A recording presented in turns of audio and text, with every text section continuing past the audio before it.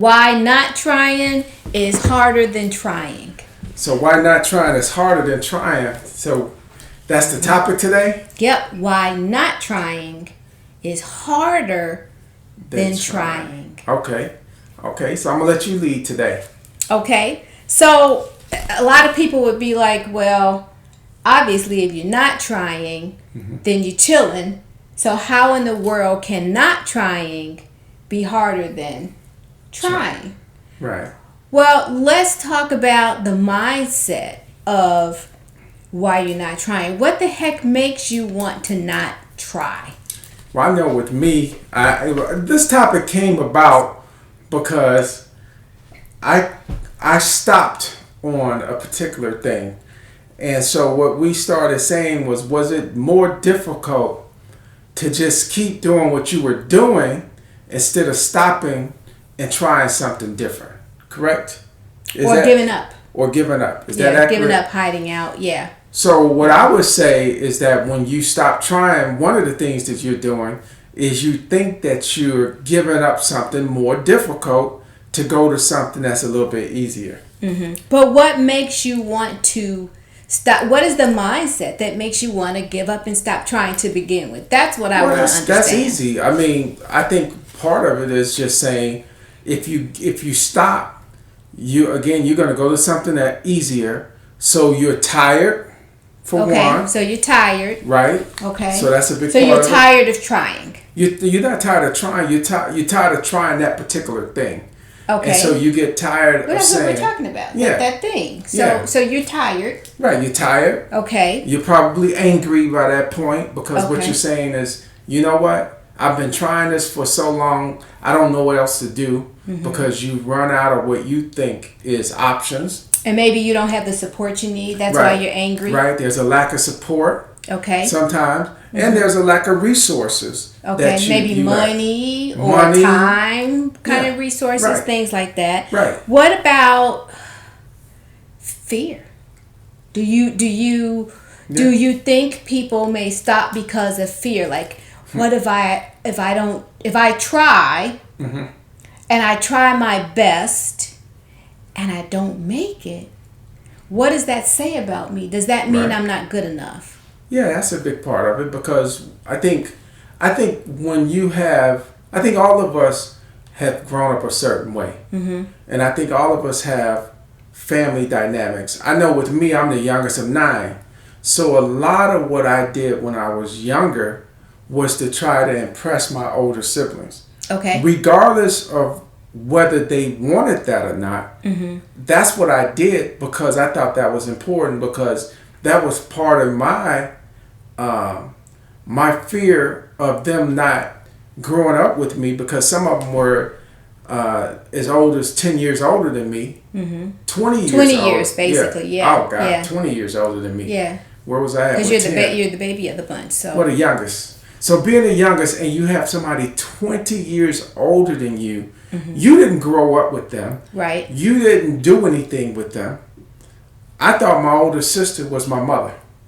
Okay. And I thought my oldest brother was the meanest little man in the world because I stayed in the bedroom with him.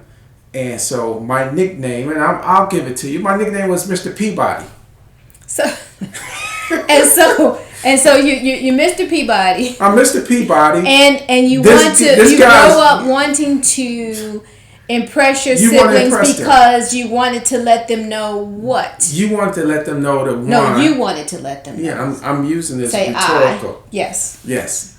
I wanted them to know. Yes. And some of you out there may feel the same way, but I wanted my older brothers and sisters to know that I had credibility, that I had grown up, that I had matured, that I wasn't this little kid, that they always looked at me. This was the look I always got from them.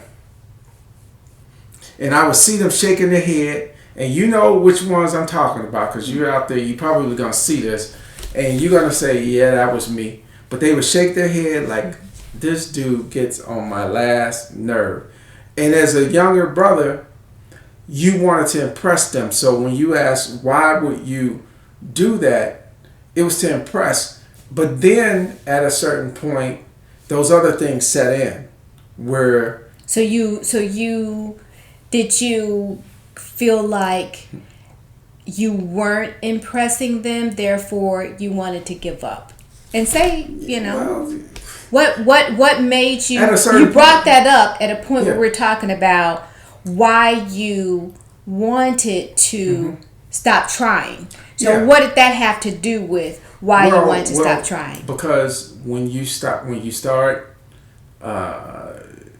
trying to impress somebody, then you stop doing it for yourself and you're doing it for other people. Whether it's your friends, and somebody out there can agree with me or you can disagree. But a lot of what we do is to seek approval from other people. So you were trying to seek approval from your siblings, and when you don't get yes, I'm being rhetorical again. When thank you. I don't want to I feel like I'm in therapy right now. We gotta own our stuff. Well, I'm not trying to own this stuff. Say me. I'm not trying to say own when it. I felt. Well, when I felt that guy that's on the wall behind you. Yes, that cutie pie. Yeah, he's still pretty cute right here. Yeah, your hair's still handsome. Go ahead. But when I felt that there was nothing else to prove, you lose momentum too. And momentum is a big word because you start feeling like, okay, I've done this. I've tried. I've given my best. I've tried to make it work. I put years into it, not days, not months. And what a lot of things that we do, we get into it, and we get into it with a sincere heart. Yeah. To do it, right? Yeah, I always say you have to have. My viewpoint is that I have to have almost a childlike viewpoint of it because children don't think about, they don't think consequences necessarily.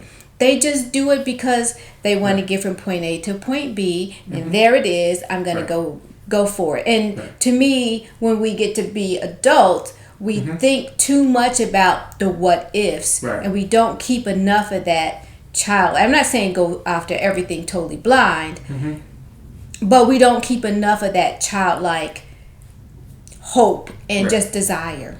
Pure. Yeah. Act like a third grader. There you go. As they say. Yeah. So but I don't want to belabor the point, but at the same time when you and I don't want to use my only my experiences in giving up, but I know this is where this conversation came from, because you're not a quitter because you say enough is enough, or you've tried it and you've given it your best shot. And everything doesn't work out for you. Whatever it is that you have a passion for, because when you have a passion for something, you do it naturally. You do it because you love to do it. Like for me, for instance, speaking and sharing information and serving other people becomes natural because I had a natural story to tell. So keep that, keep that, because now I want to talk about, before we go into that part, I want to talk about what the not trying does to the mindset. Okay. Because we gave some reasons why you decide not to try.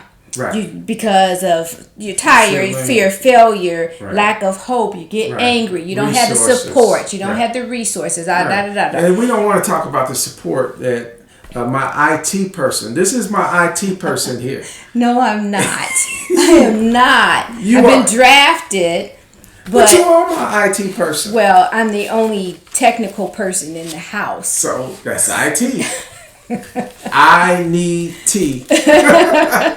Anyway, but what does not trying do to your mindset though? Because when you stop trying, you sometimes, if you may go into corporate America, you may hide in a corner, you try to fly under the radar, or sometimes we self-medicate, we start drinking, we start eating, we start doing a lot of things. So what does not trying, how does that change your psyche? How do you feel when you give up?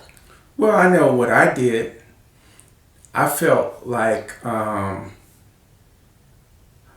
first I felt good because my not trying was giving up my speaking career and going back into corporate, which I've always been in sales.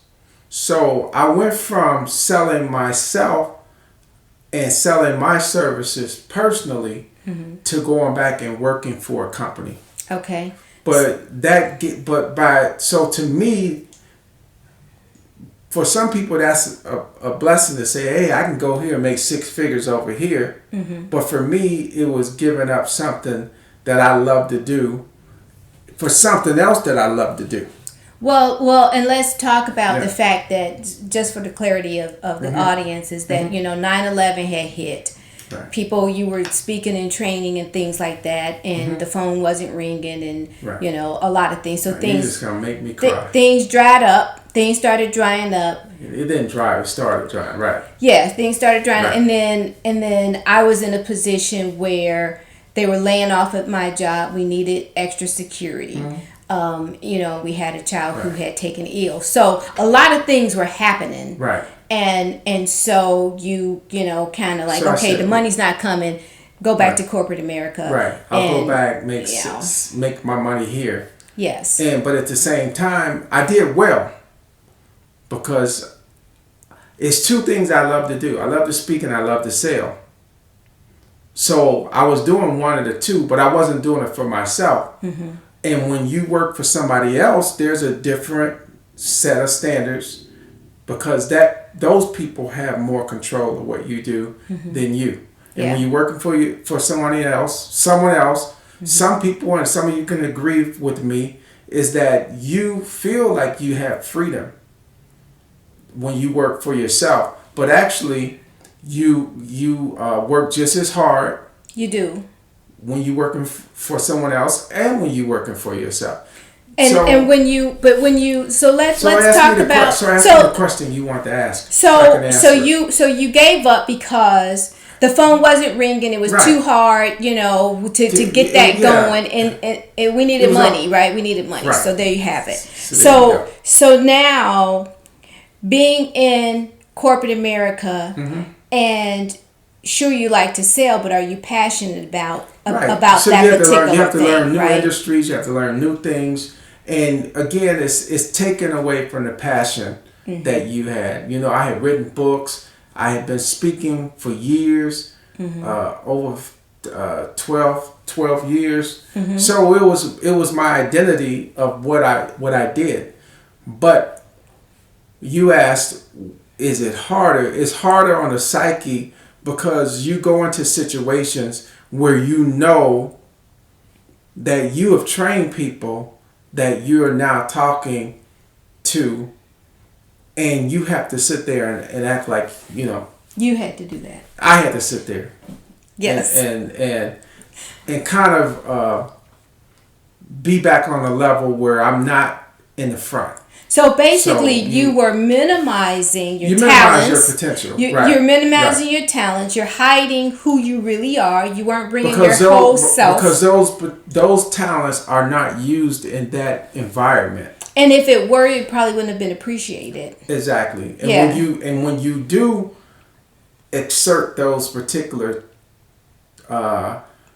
desires, those particular characteristics, then that's not part of the agenda of the company. So when you work for somebody else, you have to, their name is on the door, right? Yeah.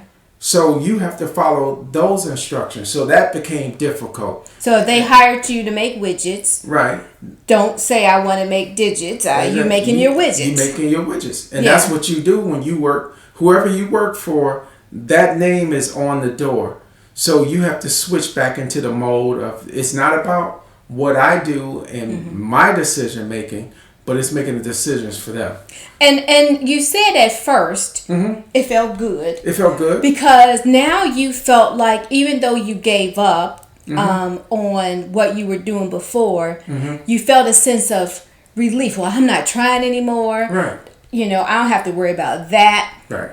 And in your case, not only did you not have to worry about that, but now you have a somewhat guaranteed, because nothing's guaranteed, but you had a somewhat guaranteed check coming in. You didn't have to kill what you eat, right?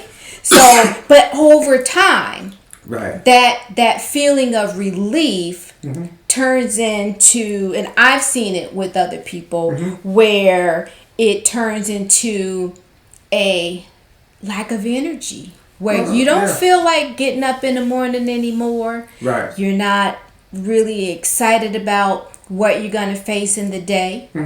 I've seen it in teachers who become discouraging. Right. I've seen it in friends and family who become discouraging because they no longer believe in their dreams. Right. So they try to shield you from hurting yourself. I don't think they do it out of like a mean spirit, but sometimes they tell you, oh, think about this, think about that, because they want to shield you from pain.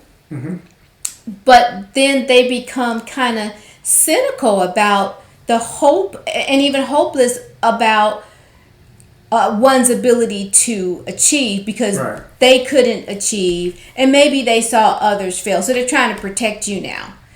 You know, or maybe you yourself become a little cynical about the ability to achieve. How so? What do any of those kinds of emotions resonate with you? Sure.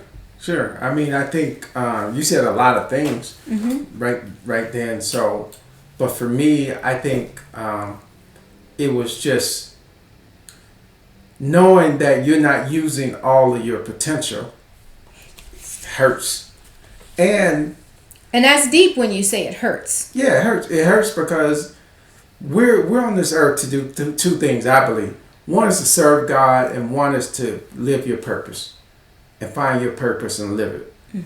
And when you know what you do, and I was a person who had talked to hundreds of thousands of people about their purpose. I was a guy who had wrote books before. I was a guy who had been on the stage telling everybody else to do what they need to do and live their purpose and live their dream. And now here I was taking a step back. So it was very humbling, but at the same time, the hurtful part to me was that I think we had a situation where we had family members over, and we still had other goals.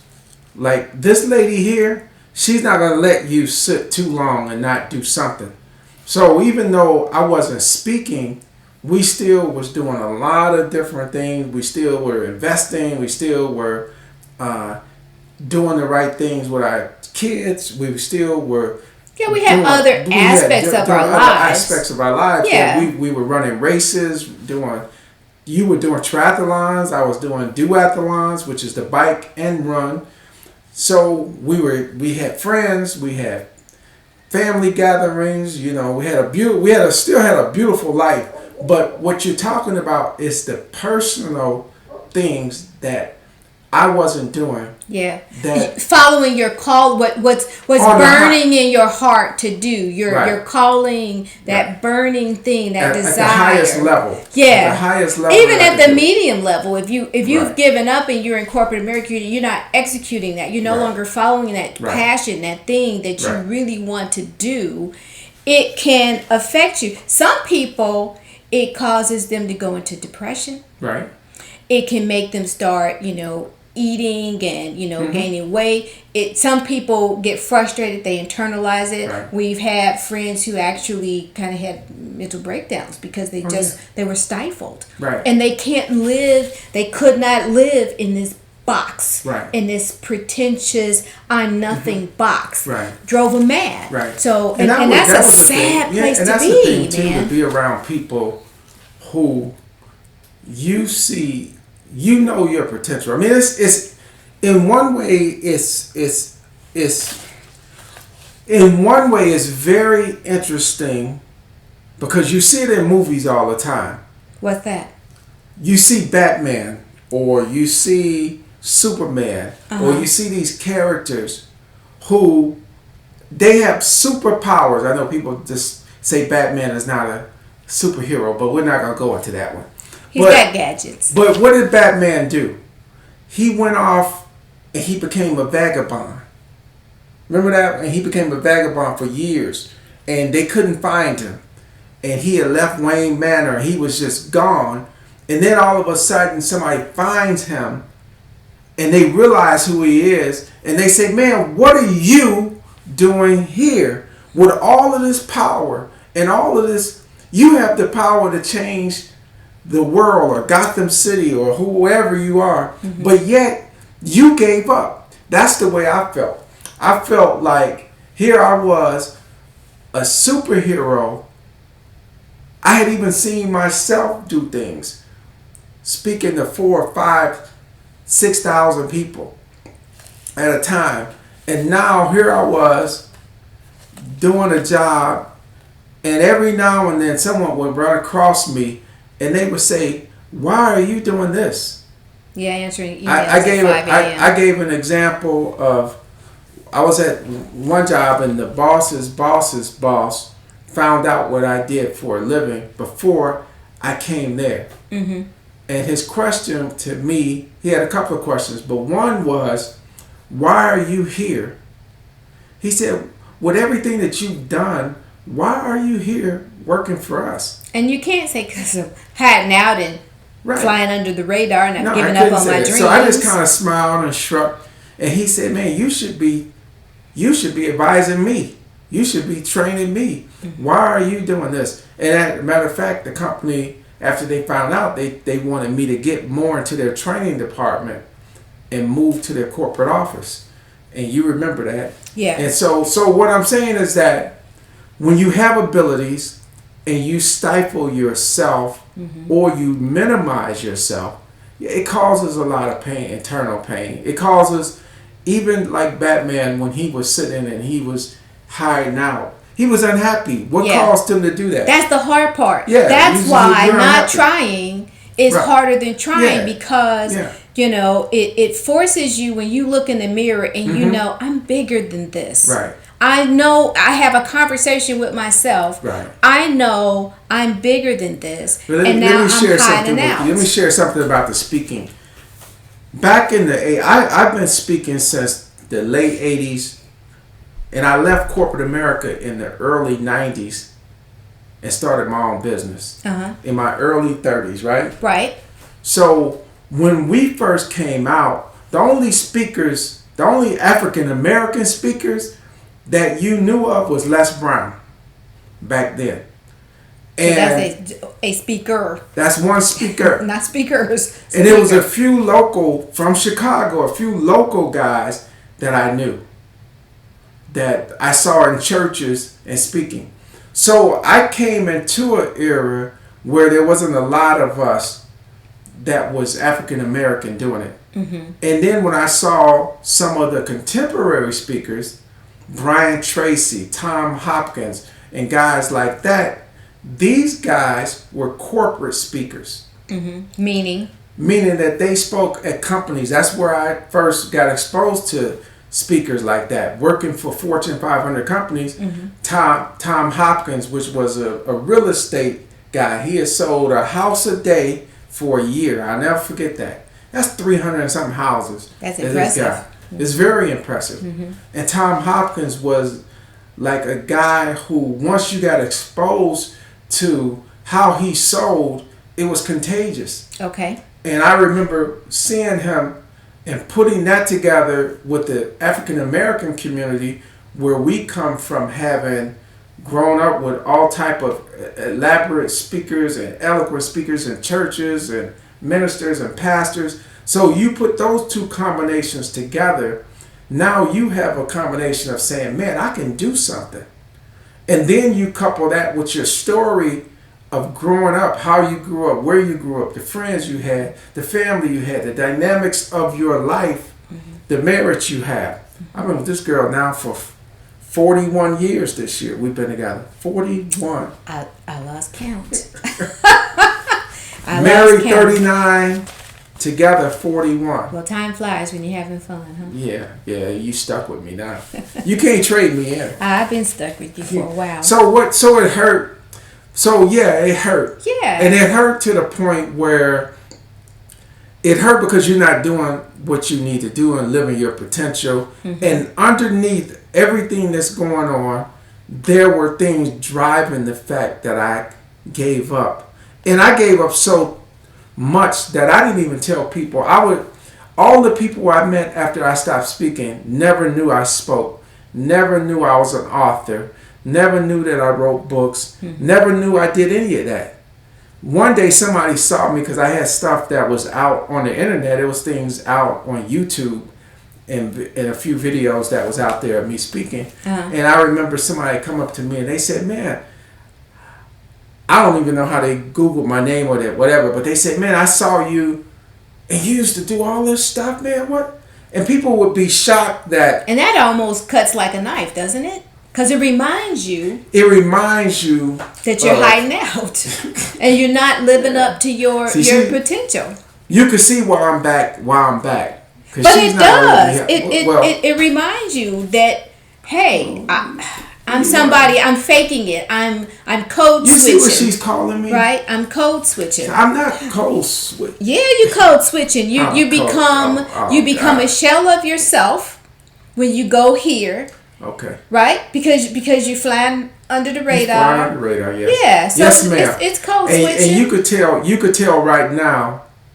It's a type of code switching. Well, you can tell right now why I'm back, because when you have a beautiful partner that loves you and loves the talent. So let me ask you from this point. Let me ask you a question. What was it for you to see me not doing what I did so well? Which was, as so you know, I was speaking over 100 times a year, sometimes 150 times a year.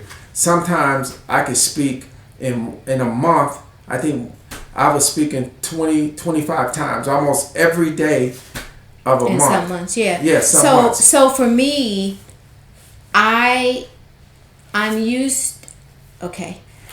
The man that I married... Yeah, that guy. Knocks down walls. That's and I didn't know who this dude that was under the radar was. And when you would come home and you just sitting in front of TV set vegging day in and day out, and I'm like, where's the fire? Where's the guy who where's the guy who knocks down walls? Where's the guy who sold so much and had so much energy talking to people that he wore literally holes in his shoes every 3 months? Where was that dude at? Now remember, because we go through this all the time, so this is remember that guy was the number one salesman in a Fortune 500 company, in a division of a Fortune 500 company. That guy was in the nation. Number one in the nation. That guy was in the top 2% of another Fortune 500 company, and in the top 10% of a third Fortune 500 company. Yeah, and I couldn't find him. So, vegging to me, I still had done well in corporate America, and I had done well outside of corporate America by starting my own business, starting my own consulting business, coaching business, speaking business, going around speaking all over. And at the same time, we had an agreement that I had to be home at 3:30, 3 o'clock every day to take care of the kids until she got home from work. So... And you did, and you spoke, and you followed your passion, and you helped the kids when they got home from school. And you did all of that, and you were still following your passion. And now you were... going to work, you're frustrated sometimes. You're not really doing the passion because it's exciting at first, but then it gets old. Right. And let me ask you this, because I didn't like seeing it, but how did you feel when you saw people who were doing what you had given up doing, and so now they're they continue, they're out there, and maybe they started after that 9/11 thing, because a lot of people had dried up, but maybe they started afterward and they're going now, but you're still hiding out, and so now maybe they've really progressed. How does that make you feel? You feel, what I feel? I'm just asking. You know what I feel? I'm asking. You blowing me. You Candid conversation. Okay. So, how does it make you feel? Do you feel jealous? No, I don't feel jealous. What do you feel? Humble. Humble? Humbled by the fact that, and this is where the growth comes in. Mm-hmm.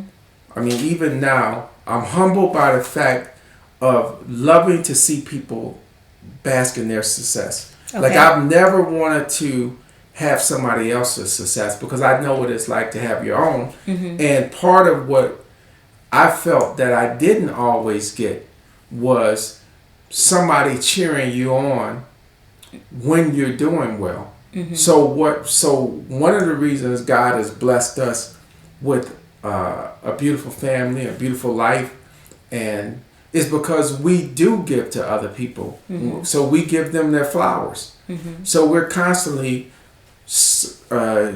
praising other people for what they do, mm-hmm. and saying, hey, great job. Mm-hmm. So I was able to do that, but at the same time, when you're competitive, you say, okay, and I know how much work they put in. Mm-hmm. Like, you know that somebody to get to any level that they're on, they had to put a lot of work into it. Yeah. And so you understand that. So now what it is just learning from people, like regardless of what age it is, and learning, okay, what are they doing to be successful? How are they doing it? What are some of the things that they do on a day-to-day basis? Mm-hmm. It's just like when I played football.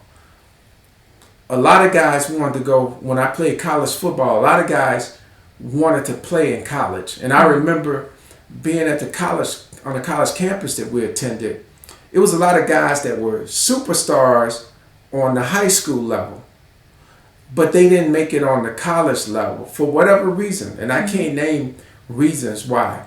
But I remember guys looking at me, and here I was, this guy, 170 pounds, you know, and guys would look at me and they said, man, I could play your position. I could be you, because they played in high school. Okay. And they would consider themselves pretty good. Okay. And I said, but that's not here or there that you could play. The thing is, you had to get recruited, you had to make the team, you had to be at practice, you had to be in the rotation, you had to do all those things to be in the game. Okay. You see what I'm saying? You just couldn't walk up there and say, I want to play. But you had to be on the team, you had to go to practice, you had to get equipment, you had to do all these little things before you are part of the team just to play in the game. And that's where a lot of people don't realize in life. Mm-hmm. What I did was I took myself out of the arena where I could play. Mm-hmm. So, and that's interesting that you would say that, because a lot of people don't think about the things that you just named, mm-hmm. all of the work. All the work, you gotta put the grind, work in. All of the things that they have to do every single day to be mm-hmm. consistent to get there. And so you have a healthy respect for that. Right. So, because I walked on a college football team. I had talent, but I walked on. I didn't get a scholarship. They gave me an opportunity to play. Mm-hmm. They said, we don't have any more scholarships, but you can still come to camp. And when I came with a vengeance. I came with a tenacity that you say you were used to seeing. Mm-hmm. And what I did was I had to do all the little things on the field, and I had to do it when practice was over. I had to practice more mm-hmm. so that I could get it right. Because if the coach said you don't have good footwork, what do you think I have to do in order to get a scholarship? I better get my footwork together. Yeah, you got to do the extra. I got to do the extra. Yeah. And so when I stopped speaking as a speaker, I gave up doing all of those things. Plus the extra. Yeah. But what I became was a hell of a corporate sales guy mm-hmm. that I picked back up on that part of my life.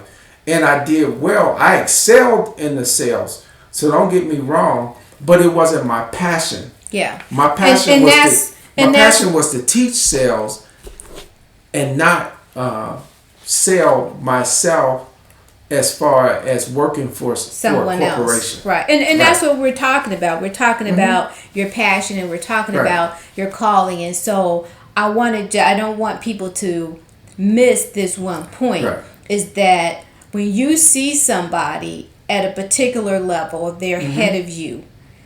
You know, a lot of times we have a hard time celebrating other Right. people. Right. We just do. Yeah. It's human nature. It's kind of like, why you think to yourself, why not Right. me? Why is this person doing that? I'm smarter than them. Or Right. and you start like looking them up and down, and you Right. start trying to poke holes in Right. them and things like that.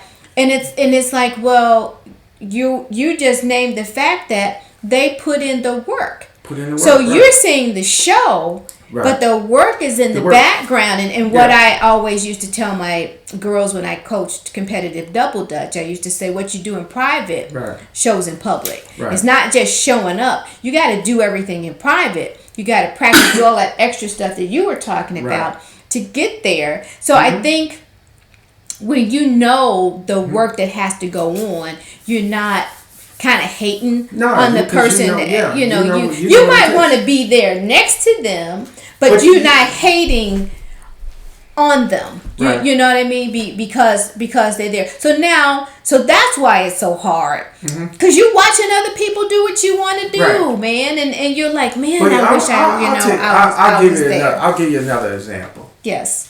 When I was a senior in college, I thought I was going to make it to the pros as a professional football player. I thought I was that good. Okay.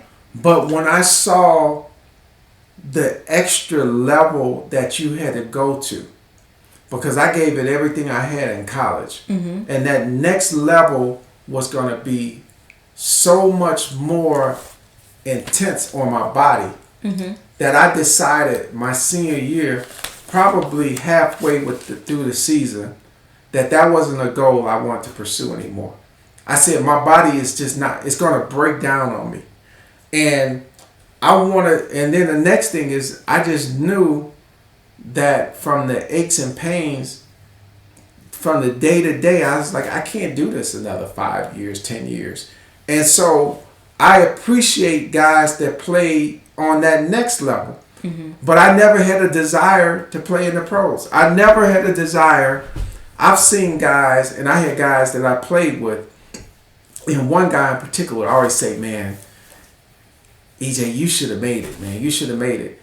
But that wasn't my goal at that point. It was my goal my freshman year, sophomore year, junior year, half of my senior year. But then my goals shifted. And that can happen too, where I don't miss playing. I never miss playing on that next level. I'm glad that I didn't. Because look at me now. But that's different. I still have all my faculties and everything. But that's different when your passion changes and it goes into another direction. But what you're talking about, I thought my passion changed then too. Because you get it confused with, like, there's a reality and there's a thing that your brain does. And you can tell yourself anything, right? You can tell yourself, oh, I'm glad I'm getting this paycheck every 2 weeks. But really, what it was hiding in the sense that, yeah, I was getting a paycheck every 2 weeks, but was I happy with getting the paycheck? Because I wasn't doing what I love to do.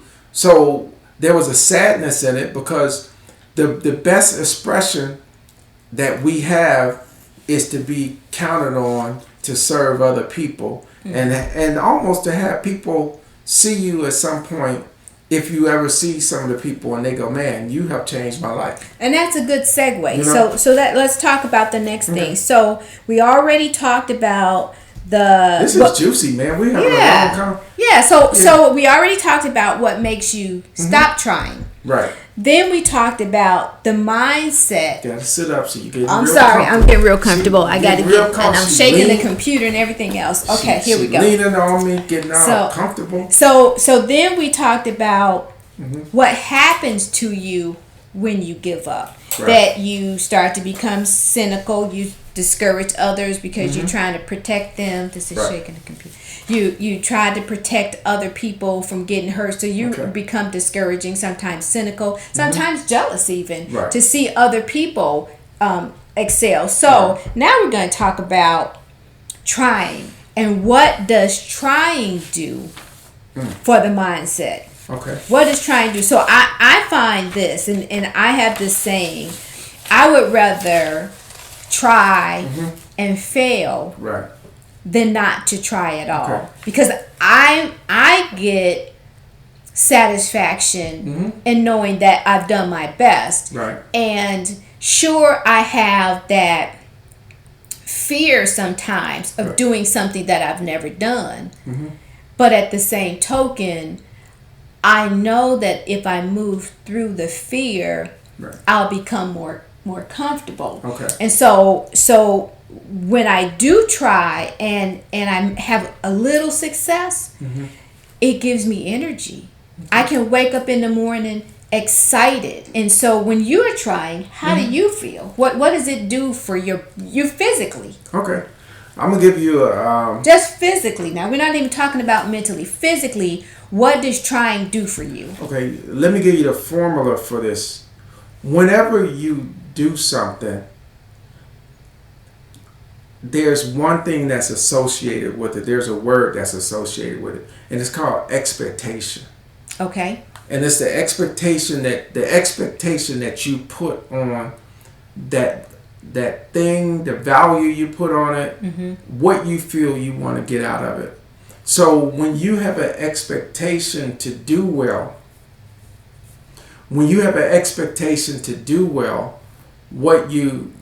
it's the most exciting thing in the world, because now mentally, you say mentally?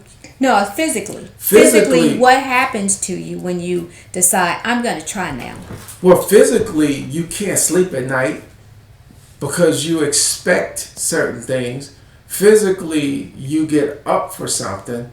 You know, you walk a different way. You talk a different way. Because, again, when you put the work into something, nobody can take that away from you. Yeah. It's like when I was the top salesman and one of the best in some of the environments that I've been in. And even as a speaker, man, you just walk in the room and people just know you different. Yeah. You know what I mean? Yeah. People have always asked me, they say, are you a preacher? And this is without me saying something. This is just carry yourself different. The way you carry yourself. Yeah, you carry yourself different. So that's what physically it does. You get taller. You got a presence, a glow about you. Yeah, it's like that Moses thing. I see it. It's coming out already. Now. I mean, look at me, man. Look at me. I'm just like. Yeah, there you go. The glow is kind of coming out now as you speak. So seriously. But that's true. In that. church sometimes people say, your spirit man leaps. Right. You just feel lighter. You feel joy inside. Man, you feel like skipping. Yeah. You feel like skipping, and that's like smiling. You walk down the street. Everybody, you smile. You say hello. You speak, and you just have a different attitude and physically too. And us being married, we've been, like I say, this is the 39th year we're married, 41 years together, and I feel like I just met you. Do you want to know why? Why? Because every day I learn something different about you, and my expectation is to always love you, always be gentle with you, always want to hear you. I know I get on your nerves sometimes. I'm melting. Don't melt, but just understand that you are my heart. And when you have a person that just got your back, you know what I mean? Like, the reason I'm here talking on here is because of you. Because I did go on high, and I did go and say, you know what? As a person, as a man, sometimes you carry a lot of weight, and then you just start to crumble up under that weight because you're trying to do everything. And I'm talking about mentally. Yeah. But when your lady, your woman, your soulmate, partner, your helpmate, your partner, they say, "Come on, God, I got you. Just pick yourself back up, and I'm going to help you." That's love, and that's and you've done that for me over and over, and that's cheer. why, you need somebody cheering for you. You need somebody in your corner, and I know we talked earlier that sometimes the people closest to you are not necessarily cheering you on. Right. They sometimes are discouraging, right, even if they're discouraging to be helpful. And so you need to find somebody, because everybody needs a right, rock of some sort, right? right. So you need to find somebody maybe outside your immediate circle, groups that are doing the kinds of, if you want to be a speaker, if you want to be an artist, if you want to be a designer, if you want to like be our grandbaby, 6 years old, a photographer. Yeah, whatever it is you want to be. Yeah. Find a group. Find a Facebook group. Find a local group on Eventbrite. Find some groups of like-minded people so that they can get you. Right, so because you need a cheerleader and you need a support system, so that you can carry on. And I know with me, when you say you can't sleep sometimes because your mind is spinning, you're so excited. I get that way. Like sometimes I'm just toss and turn. Okay, I want to do this. Oh, what about this? And just want to get up and learn about stuff or write down all these ideas, because sometimes I give myself too much credit. I'm like, this is such a fantastic idea. I'm not gonna forget this thing. And I wake up in the morning and it's gone. Yeah. It was so fantastic. I wasn't gonna lose it, and I lost it. It's all. Yeah. How many times have I told you I wake up and I tell you I've been writing at 3 a.m. I get up, get my phone, and start putting things in it. Yeah. And writing. Yeah. But all of that excitement and that physical energy came back when we got here to Atlanta. We were from Chicago, and when we got here, she was like, "You gonna work on our businesses, because we got family businesses." Yeah. And she said, "We can't do all this if we're both working for somebody." Yeah, we gotta have somebody. We gotta have somebody. Yeah, build that foundation. That build a foundation, and it put me back out here, man. And it's like, oh my God, I don't have it anymore. You know, it's because you're rusty. You're rusty mentally, like slower. You're slower. That confidence has to come back. Entrepreneur, let me tell you something. You guys looking at me right now. Entrepreneurs and business people who kill what they eat, and you know who I'm talking about. It's something different, man. When you got to wake up every day and you have to have a plan, you have to have a place to be. Because if you lay in the bed, nobody's going to say anything to you. So you got to get up and you got to make it happen. And a lot of people that's a tough thing and a tough place to be. How do you make something out of nothing? So to get that mentality back and to get that feeling back, where you know you can get up in the morning and it's almost like the Matrix. You remember how the little things were coming down? Yeah. And they could read it and nobody else could see it. Everybody else just walking around in a trance. Yeah. That's the way entrepreneurs are, and consultants and coaches. They're walking in a different spirit and a different level. But to even get back here, that was you that said, dude, you can do this. And that's a tremendous thing, because that meant that I had to build up something. That meant we had to go through times where it's one income again. Yeah. That means that we have to sacrifice. Yeah. That means that it's been a lot of tears. You got to be up for that. You got to be up for. I'm gonna take these glasses off. Oh, she's preaching now. She can take her glasses off. You got to be up for. You got to be up for the challenges of this as well. Yeah. But to me, if you're following that passion, that allows you to be up for it. It's not to say though that you won't experience it. Some days where you might get discouraged, or some days where you might get tired of the work. It's more days you're discouraged than encouraged. But guess what? As you go and you keep finding coaches. Remember when it was like you're just trying to find, like, what in the hell do I supposed to be doing? Like, what is this new? What is everybody doing? These funnels, and everybody's doing this sales online, and everybody's we're in the middle of a pandemic, and all of these things going on, and you just trying to find your way and navigate. And each and every day, you hear something different from a different person, then you hear one voice. I remember the first time I heard Evan Carmichael. for instance. And I was like, you gotta tell people who don't know. Evan Carmichael is one of the is. top. Evan Carmichael, I love this guy because he's one of the top YouTubers. When you hear him, and you can look him up on YouTube, Evan Carmichael, and he puts a lot of different motivational things together, motivational videos, and he has over 3 million, close to 4 million subscribers. And phenomenal. But he's an introvert.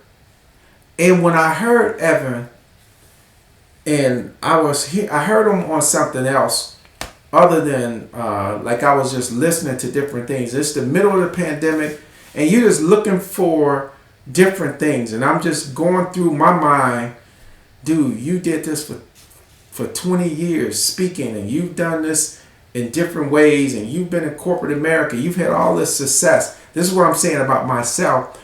But who do I want to listen to that I can start learning? And he was the first person that I came to you, and I said, I like this guy.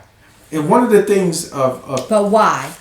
Because it was a sincerity about what he was saying and how he was saying it and what he was doing.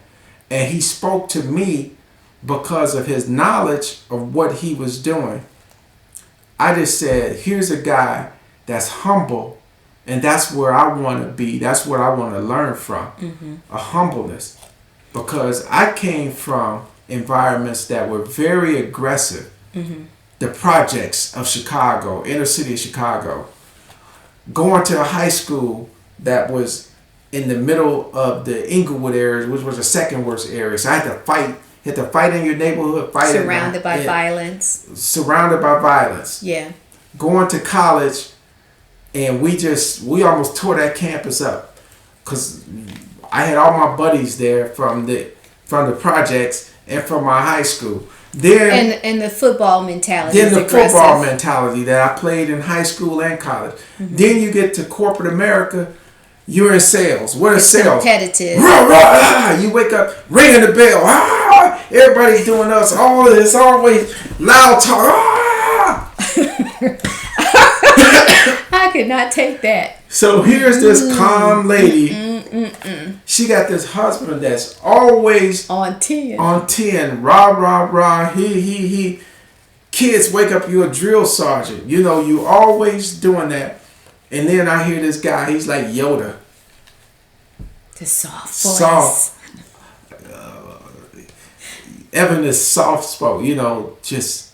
I think he's shrewd. I think he's shrewd. Yeah. But he's soft. So I took his class, and I'm still in it now. And that's a good point. Well, let me interrupt. He became my first coach that I wanted coaching from. And to be true, I can't get rid of the guy, because when you see somebody that's so good for you, I'm like, I'm not leaving this. But he started teaching about YouTube. He started teaching us about how to speak. He started teaching us about how to use funnels. He started teaching you how to use lead magnets. He started teaching all of these things that I didn't know the names of them, more or less how to use them. And so that became important, where you find those people and you start placing people. And that's what I was going to say, that you mentioned when you heard him. Yeah. You knew that was the person for you. Right. And so I wanted to kind of share with the audience that that's really key, that you may not know exactly who you're looking for, but when you see them, when you hear them, you know that you need to hear more from them, and that you can relate to them somehow. And so it doesn't, when I say get a mentor, join a group, it doesn't have to be physical. Sometimes you can just watch other people's videos. I mean, I watched Lisa Nichols. Very first time I heard Lisa Nichols, I actually cried. So I love Lisa Nichols, and there's other people who's that Lisa Nichols, so people she's a motivational speaker. So if you have not heard from her, I think her business called Motivated Masses. So if you have not Lisa Nichols is her favorite speaker, motivational speaker. She is. And I've been turning on to some more that she's starting to like too. But I know when you say that, what you're saying, Two, I just want to add in, and then you can finish, is that you have to have the mindset, again, to open your mind to want to listen and learn. A lot of that comes from understanding where success comes from. But you have to have mentors, and you have to have people that teach you what you don't know, or to reinforce what you do know. And so, people who believe in you, and people you can look up to, people you can listen to. But you have to have that open mindset. You have to have that receiving mindset of Because if you walking in the room like this, Donna, I know everything. Wow. I remember as a speaker, and I was playing something for you. Sometimes I play her tapes from 30 years ago, me speaking, and we use those in some of our stuff in our YouTube videos, and we put them in different spots of speaking on certain topics, and then we bring it up to today. And I was sharing with her this tape yesterday where a guy had said, I was 30-something years old, and he said, well, I was in the Vietnam War, and I was, I'm in my 50s. What can this kid teach me?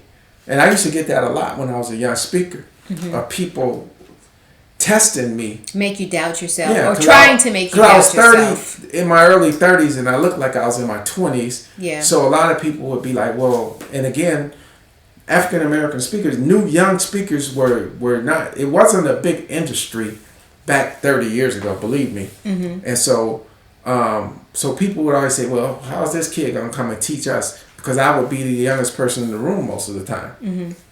And a lot of that came from just, again, your mindset, trusting yourself, trusting who you are. I forgot my point, but you can go ahead to the next.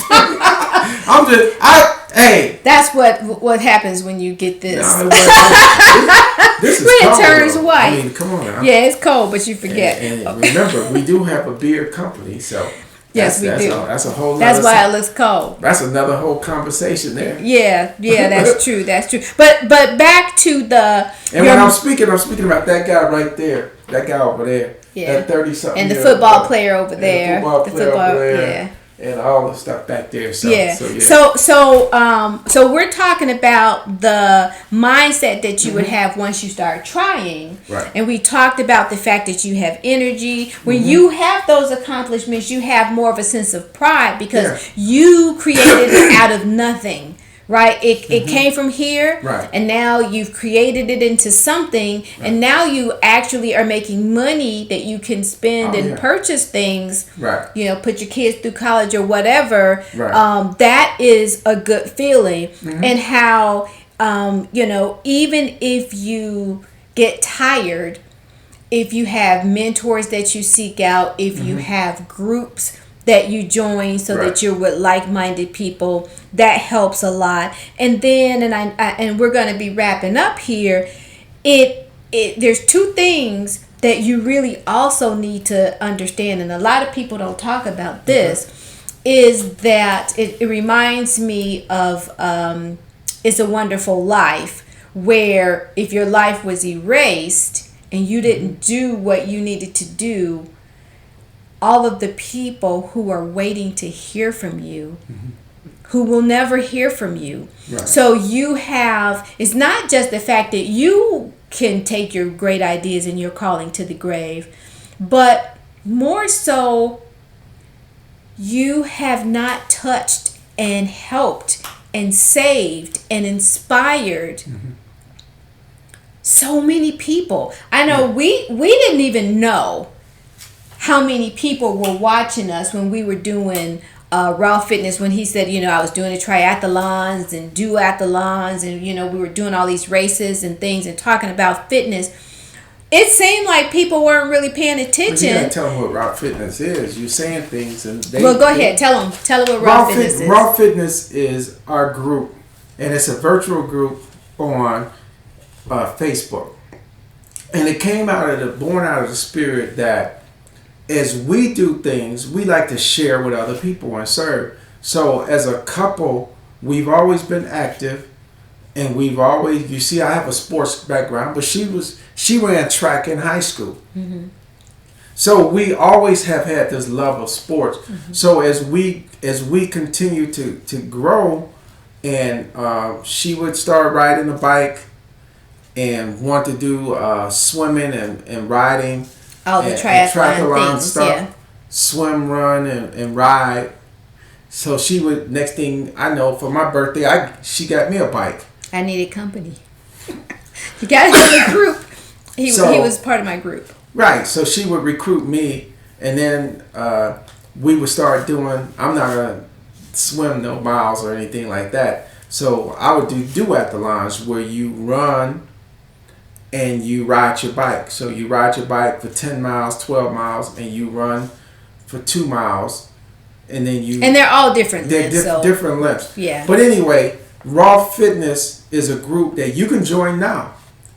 Raw Fitness, you go to Raw Fitness Challengers on Facebook. On Facebook, Raw Fitness Challengers. You go on, we'll accept you. And what you do is you put your workout on wherever you're doing, you just put your workout on. And inspire somebody. And hold it, but so I can let them know what to do. Go ahead. So when you put your name in, we'll accept you, and then you just put your workout up, and we'll encourage you. So it's something that we want to do, and you can put your workout in every day if you want. You can put it up there once a week. But we just want people that want to be encouraged and have like minds to fitness. So that's what Raw Fitness is. Right. And so you're gonna make me forget my point. so anyway, we were doing Raw Fitness. Now I have forgotten my point. Well, you were saying that in doing Raw Fitness and you were doing all these different things. Yes. You had a certain mindset, I guess. That's what happens when you get interrupted for long periods of time. Well, but anyway, one of the things is that you want to be able to help people. That's what I was getting at. Okay. Is that we were doing Raw Fitness. Right. We weren't really realizing how many people were watching us. Mm-hmm. And people eventually started letting us know, you guys encourage us. Right. We love seeing your posts. We love seeing what you do. Right. And even though, some of them may come out, some of them may not come out, they were losing weight. Right. They were focused on things. I might put a meal up, like a vegan meal or a workout recovery or something like that. And people were like, if we didn't post for a while, they're like, where y'all at? Right. Where you at? So you don't know who is looking for you, who needs you, who looking for your voice, not somebody else's voice, not my voice, not EJ's voice, but your voice, so that you can touch them. And can you imagine all the people that, say your favorite speaker has touched, maybe millions of people. Right. Maybe you can touch millions of people. And if you hide out, then you won't have that, and you won't leave that legacy. Right. It's all about legacy. It's all about legacy. What is your impact on this earth while you're here? Yeah. And how will you be remembered afterward? Right. Many people, they just come and go, and nobody knows that they were here after one generation. That's it. You're a missing thought. Right. And speaking on the legacy part is a reason. That's a big push for us. Now that we're grandparents, we have 3 grandkids, and we're talking about hoping for more. A couple more. Yeah, and it's amazing how you just want more and more of them. They're so adorable and lovely and snuggly. Yeah. So I was sitting here, and the legacy part, like we're doing a documentary right now. And we have videos from all the years of our kids being raised, me speaking, just years and years of video. So we decided to put this together, and we're going to do a series from a docu-series. And share this life that we've led, the ups and downs and all the different things, so that someone can learn from. touch somebody, teach somebody, give people I ideas. believe just us being together for 40 years is something that somebody out there would say, I would want to learn how they did it. How does she put up with me for 40 years? Humor. And I still even when so let me just give you guys a clue. Even when you fight, right? Because we're different people. We grew up in different houses. We have different personalities. I am the introvert. He's the ultimate extrovert. And I'm 6'2" and she's 5 feet. No, so I'm not 5 feet. 5'1"? 5'3". Give me my credits. No, I'll give you 5'2". Give me my credits. I'll give you 5'2". You are not 5'3". Anywho, even when you fight, don't slam out the door. Don't run out the door. Stay there, huff, go in different parts of the house till you calm down and you're able to talk about it. And then make a joke. Have a sense of humor at some point. One of you guys just crack a joke and just break that wall. So that's my 2 cents. Okay. Have a little sense of humor because that the person loves you and assume no harm. Yeah. There you go. So just so you guys will know what we're doing, this is part of our podcast, The Family Solution, The Family Solution, and The Family Solution, because we believe that family is everything. And we believe that if you don't put the family in a prominent position in your life, everything else doesn't matter. That's our belief. Is that, am I wrong with that? No, that we have to put our children and our grandchildren and our future great-grandchildren and kids that we will never see. I want them to know that they were loved and that we sacrificed for them. So our lives that God has given us is bigger than us. And I give homage to our ancestors because like when we went to Ghana and I saw the dungeons that they went through and I saw how they had to be emaciated in order to get through the door to leave out because they couldn't be too heavy. They had to be weak enough to get through these doors so they wouldn't revolt. And I saw that they hung in there and they survived. Someone survived so that I could be here today. And so I have to pay homage to my ancestors. Right. And I have to survive and forge through for my children's children, right? Because they're going to come. They're going to come and they're going to either know one or two things. That they came from a great family or that no one cared in their family because there's no proof of it. So I just want to leave you with that. So our legacy, we're putting things in place and writing books and putting things so that our grandkids, when they see it, it's natural for them to see our books, the books. She's an author, I'm an author. And those are just things. To put yourself in part of history is, again, the mindset to say, I can help someone. Yeah. And that you have information. Because out there, you have information that somebody needs. Like, to me, I believe, and this is, again, my opinion, if you're sitting on some knowledge, anything that you've done, and you're not telling somebody else how to do it, then you're a deficit. Well, it's a travesty. And it's a travesty. Because there's someone who could benefit from your touch, from your heart, from your words and wisdom. And so, you want to make sure that you don't fly under the radar. Right. Be bold in who you are. Be bold in who God made you. Yeah. Be a person who gets that energy because you got something to look forward to, somebody to touch, something to talk about, somebody to talk to who needs it. So I just want to leave you guys with that. This has been good. We've got more to come. We got a lot more. Yeah. So this again. This is why we talked about why it's harder to not try. Right. than it is to give Yeah, up. and I realized that with all sincerity that I got out of the game, and this is the speaking, motivation, training, coaching, being a thought leader as they call it nowadays, and helping people.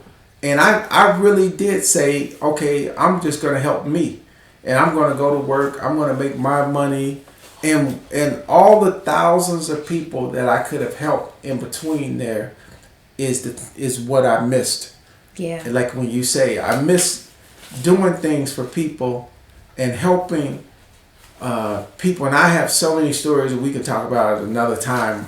As you see, we can go on and on.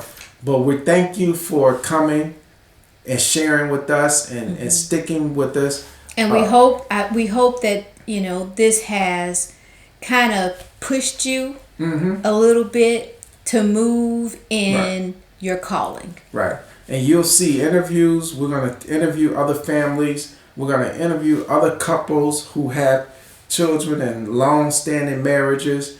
We're going to talk to successful people. And we're going to talk to people who are struggling, who want some advice or want someone to share with them how to do things the right way. But God, we want God to bless you. We want you to always, I got to stop touching the stand here. And she's shaking smacking my hand, smacking me down, like hitting me. Bam, just stop it. Stop it. So, but again, we want you guys to know that when you serve others, you're serving yourself. When you give to others first, there's no way that you can lose. But I want you to end on this. Every day at night, we hold hands before we go to sleep. And every morning, we hold hands and we pray. And we ask God, thank God for another day and having a beautiful family. And to guide us. And to guide us with our businesses, to guide us with our relationship, to guide our families and loved ones and friends and all those around the world that's seeking God's name. But I want you to do something that at the end of, sometimes you would say, I haven't heard you say it in a while, but you would say this little thing. Do you remember? Like it's almost like, it's almost like you're... when I say stay strong, seek knowledge, speak truth, and most of all, be... wait a minute. Hold on. Go ahead. You get it. See, you're out of practice. I'm rusty. So I say stay strong, seek knowledge, speak truth, and most of all, be of service to someone else. God bless you. God bless you.